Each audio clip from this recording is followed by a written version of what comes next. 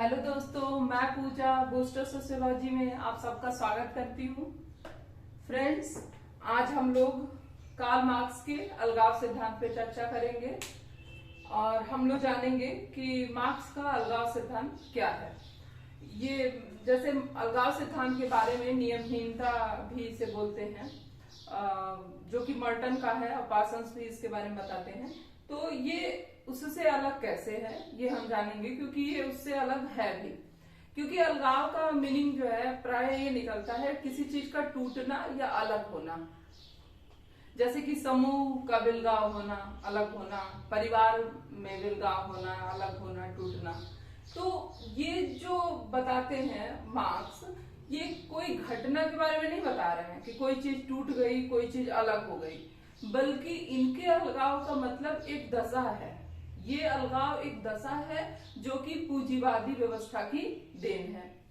Karl Marx अपनी किसी भी सिद्धांत में बात करते हैं तो उसका कोर जो सेंटर है वो हमेशा अर्थव्यवस्था ही रहा है। उन्होंने अर्थ को ही मेन माना है कि इसी के कारण सारी चीजें बनती और बिगड़ती हैं। जो भी परिवर्तन आ रहा है उसके पीछे कारण अर्थ ही है। तो ये उसी को ध्यान में रख के ये भी सिद्धांत है। ये बताते हैं कि जो अलगाव है ये सर्वहारा वर्ग से संबंधित है, यानी कि मजदूर वर्ग से संबंधित है। और ये देन किसकी है? तो पूंजीपति व्यवस्था की, पूंजीवादी व्यवस्था की देन है। तो इन्होंने जो बताया है कि पूंजीवादी व्यवस्था में दो वर्ग होते हैं, एक होता है पूंजीपति और एक होता है सर्वहारा। बुर्जुआ, मतलब इसे बुर्जुआ, ये बुर्जुआ शब्द का यूज करते हैं। बुर्जुआ और सर्वहारा यानी कि मजदूर वर्ग। तो जो मजदूर वर्ग है उसी के अंदर ये अलगाव उत्पन्न होता है। ये अलगाव होता क्यों है? तो होता इसलिए है क्योंकि इनका खुद के कार्य के प्रति अलगाव हो जाता है। उसके पीछे कारण ये है कि पहले जो है व्यक्ति जब उत्पादन करता था औद्योगिकरण के पहले, तो खुद कच्चा माल ले आता था, खुद डिसाइड करता था कि कैसा हम प्रोडक्ट तैयार करेंगे, किस कलर का होगा, किस साइज का होगा, पूरी प्रक्रिया में शामिल होता था। उसको कहाँ बेचना है, कितने दाम पे बेचना है, किसको बेचना है, इस पूरी प्रक्रिया में वो रहता था, एक्टिव रहता था और डिसीजन भी खुद लेता था। लेकिन जब औद्योगिकरण आया और चीजें मशीनों से बनने लगी तो श्रम विभाजन हो गया। और श्रम विभाजन से क्या हुआ कि व्यक्ति जो चीज बना रहा था, जिस वस्तु के उत्पादन में वो पूरी तरीके से एक्टिव था और सारी प्रक्रिया में भाग लेता था, अब विभाजित करके उसके काम को एक निश्चित कर दिया गया कि यही कार्य करना है। जैसे कि मान लीजिए कि एक टेडी बियर बनाना है, ठीक। अब ये टेडी बियर अगर हमें बनाना है तो पहले क्या था कि व्यक्ति खुद ही जो है रुई लेके आ रहा है, वो खुद इसके लिए जो रुई चाहिए वो ला रहा है, जो इसके लिए कपड़ा चाहिए खुद पसंद करके किस कलर के कपड़े में भरेंगे, इसकी आंख कैसी होगी, इसकी नाक कैसी बनाएंगे, इसका साइज क्या रखेंगे, ये हमें इतने में, अगर पूरा कच्चा माल हमें इतने में मिल रहा है तो हम इसको किस दाम पे बेचेंगे, इसका मूल्य क्या रखेंगे, किस मार्केट में ले जाके बेचेंगे, ये सब कुछ खुद डिसाइड करता था। लेकिन जब यही मशीन से उत्पादन होने लगा तो अब क्या हुआ, किसी को मिल गया कि आपको आंख बनाना है, ठीक, आप सिर्फ आंखें बनाएंगे। किसी को मिल गया कि आपको सिर्फ कपड़ा ही सिलना है, किसी को हो गया कि तुम्हें सिर्फ रुई ही भरना है। तो अब ये अगर ये काम कर रहा है कि सिर्फ रुई भर रहा है, सिर्फ कपड़ा सिल रहा है, फिर सिर्फ आंख बना रहा है, तो ये बताइए कि उस टेडी बियर जो वस्तु बन के तैयार हुआ है उसके प्रति लगाव महसूस करेगा?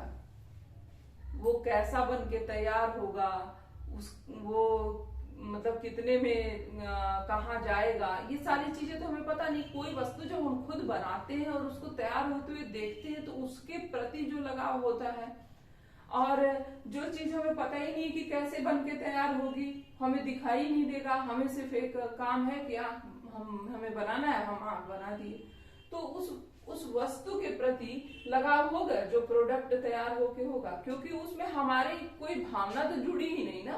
तो जब भावना जुड़ी ही नहीं, हमारा कोई विशेष रोल रहा ही नहीं, सिर्फ एक काम बता दिया गया है कि यही करना है और हम उसको कर रहे हैं, तो ये जो कर रहे हैं हम काम बिना किसी इंटरेस्ट के, क्योंकि इंटरेस्ट हमारा इसलिए नहीं है क्योंकि हमें पूरे प्रोडक्ट के बारे में पता ही नहीं है, हम उसके प्रक्रिया में एक्टिव रूप से शामिल ही नहीं है, तो इसलिए उस वस्तु के प्रति उस व्यक्ति के मन में, उस मजदूर के मन में अलगाव उत्पन्न हो जाता है। ये पहली स्थिति है, ठीक है, कि उसके मन में वस्तुओं के प्रति अलगाव होता है। दूसरी कंडीशन क्या है कि उसके मन में उत्पादन की प्रक्रिया के प्रति अलगाव हो जाता है। उत्पादन की प्रक्रिया में क्या आता है? उत्पादन की प्रक्रिया में आता है कच्चा माल खरीदना, कि कहाँ से खरीदेंगे, कितना अच्छा खरीदें, कितना खराब खरीदें, किस किफायती दाम पे मिले, उसके बाद से फिर हम उसको वहां से किस तरीके से अपने यहाँ लाते हैं, फिर उसका कौन सा प्रोडक्ट बनाएंगे, कैसा बनाएंगे, क्या कलर रहेगा, क्या डिजाइन रहेगा, ये सब कुछ हम डिसाइड करते हैं। फिर वो प्रोडक्ट तैयार हो जाता है, फिर हम उसका सप्लाई करते हैं, फिर हम जो है खुदरे विक्रेता को किस दाम पे देते हैं, जो थोक विक्रेता है वो किस दाम पे, उसको किस दाम पे देते हैं, ये पूरी एक प्रक्रिया होती है, ठीक है। तो इस प्रक्रिया में मजदूर का बताइए कि कहीं कोई रोल दिखाई दे रहा है कि वो वस्तु कितने में बिकेगा, किसको बेचा जाएगा, उसको कम दाम पे बेचा जाएगा कि ज्यादा दाम पे बेचा जाएगा, उसका कहीं भी कोई रोल है? वो तो सिर्फ बना दिया, जो भी उसको काम दिया गया था, 1 घंटा दिया गया था कि इतने देर में तुम्हें ये काम करना है, वो कर दिया।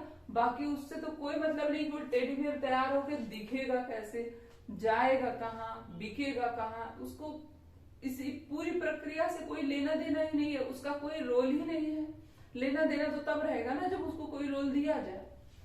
तो फिर इसलिए उसको इस पूरी प्रक्रिया से ही अलगाव हो जाता है, क्योंकि उसको इसमें कोई रोल, कोई महत्व दिया ही नहीं जाता है, ठीक। तो ये दूसरा अलगाव है। तीसरा क्या है? स्वयं के प्रति अलगाव। ये बताइए कि कोई काम आपको दे दिया जाए ऐसा कि रोज एक ही काम करना है, रोज सुबह उठो और इस समय पे यहाँ आओ और एक काम जैसा बताया जाए वैसे ही करो। यहाँ पे देखिए दिक्कत क्यों हो रही है, अलगाव क्यों हो रहा है? काम तो सब करते हैं, काम तो मैं भी कर रही हूँ, लेकिन मैं जो अपना काम कर रही हूँ ये मेरी स्वेच्छा से है ना, ये मैं डिसाइड कर रही हूँ ना कि मुझे किस टॉपिक पे बनाना है, कितने मिनट का बनाना है, आज किस पे बनाऊंगी, कल किस पे बनाऊंगी, किस समय बनाऊंगी। मैं काम तो कर रही हूँ लेकिन निर्णय तो मेरा रह रहा है ना, तो फिर मैं इसमें मन से काम करूंगी। लेकिन यही मुझे बताया जाए कि कल आपको जो है 10 मिनट की वीडियो बनानी है, इस टॉपिक पे बनानी है और इतने बजे तक बना देना है, तो ये बताइए कि हमारा उस लेक्चर से लगाव रह जाएगा? हमें तो लगेगा मैं मशीन हूँ और पैसे के लिए काम कर रही हूँ, क्योंकि काम तो करना पड़ेगा ना जीविकोपार्जन के लिए, लेकिन उस लेक्चर से मेरा लगाव तो खत्म हो जाएगा।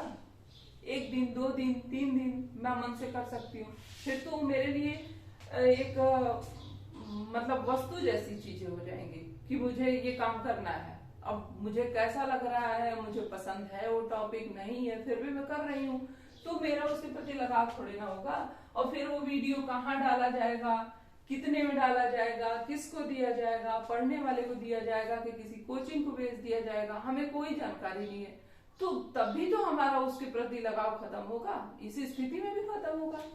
और स्वयं के प्रति अलगाव नहीं हो जाएगा कि हम क्या कर रहे हैं हमें यही नहीं पता है, हम क्यों कर रहे हैं, सिर्फ इसलिए क्योंकि हमें 4 पैसे मिलेंगे और जीविकोपार्जन चलेगा, 2 जोड़ की रोटी मिल जाएगी।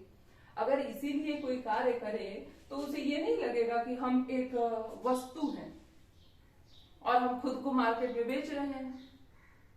जब हम कोई डिसीजन नहीं ले पा रहे हैं, हम अपने मन से कुछ कर नहीं पा रहे हैं, तो फिर मेरे में और किसी वस्तु में क्या अंतर रह गया? हम अपना श्रम बेच रहे हैं कि हाँ हमें जो सामान बनाना है वो हम सामान बना दे रहे हैं, हमको मुंह से बोलना है तो हम फिर मुंह से बोल के बेच दे रहे हैं, लेकिन कर बेच ही तो रहे हैं। अगर हम कोई डिसीजन नहीं ले रहे हैं तो फिर हम बेच रहे हैं, हमारे में और किसी वस्तु में क्या अंतर रह गया? वस्तु भी बेचा जाता है तो पैसा मिलता है, हम भी अपना श्रम बेच दे रहे हैं तो मुझे पैसा मिल जा रहा है।